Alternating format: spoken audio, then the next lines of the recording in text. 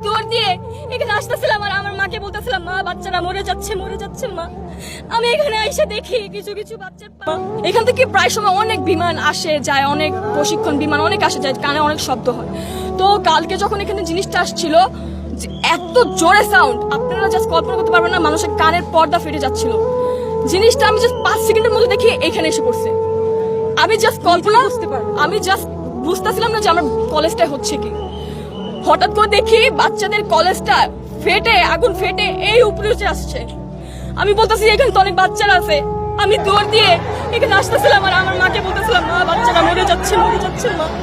আমি এখানে এসে দেখি কিছু কিছু বাচ্চার পাটা ছড়ায় আছে, কিছু কিছু বাচ্চা মরা দেহ ছড়ায় আছে। আপনারা কি তাদের বাঁচায় আনতে পারবেন? তারা কি আর জীবনে তাদের মা বাবার কোলে আসতে পারবে? আপনারা বলেন। আমাদের একটা সময় ছুটি হয়, মনে করেন 12:40 বা 50-এর দিকে এখানে হয়তো এই ধ্বংসটা হয়েছে। আমি কখনো কল্পনা করি না যে চোখের সামনে আমাকে এইগুলো দেখতে হবে। দেখতেছিলাম বাচ্চারা নিচের শরীর চামড়া পুড়ে যাচ্ছে, সেই অবস্থায় হাঁটতেছে, জানের ভিক্ষা করতেছে, আমাকে একটু বাঁচাও।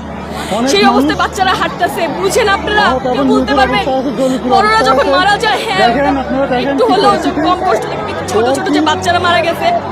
কিন্তু আপনারাও জানেন যে বিমান যে ধ্বংস হয়েছে তার ভিতরে কত ধরনের ইঞ্জিন থাকে, কত কেমিক্যাল বা অনেক পুরাতন কত ধরনের ইঞ্জিন বা কত কিছু থাকে, আপনারাও জানেন, তাই না? তো এটা তো স্বাভাবিক কোনো আগুন ছিল না। এটা যে ধ্বংস হয়েছে এখানে পড়ছে স্বাভাবিক ছিল না। এইটা চারদিকে ছড়ে পড়ছে।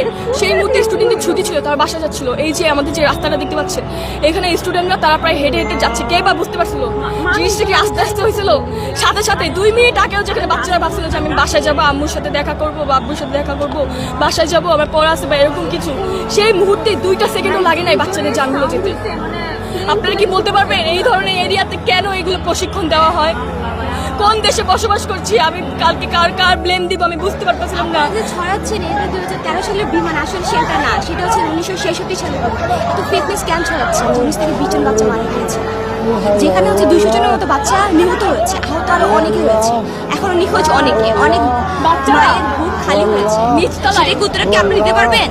যে বলছেন যে আমরা স্বাধীন বাংলাদেশ করেছি, সেই 2024 সালে 5ই আগস্ট আমরা স্বাধীন হচ্ছি, আমরা কি এটার জন্য আন্দোলন করেছিলাম যে যেখানে বাচ্চাদের সেফটি? সরকার চেঞ্জ হয়েছিল, এগুলোর জন্য আমরা বলতে পারবেন সরকার কেন চেঞ্জ হয়েছে?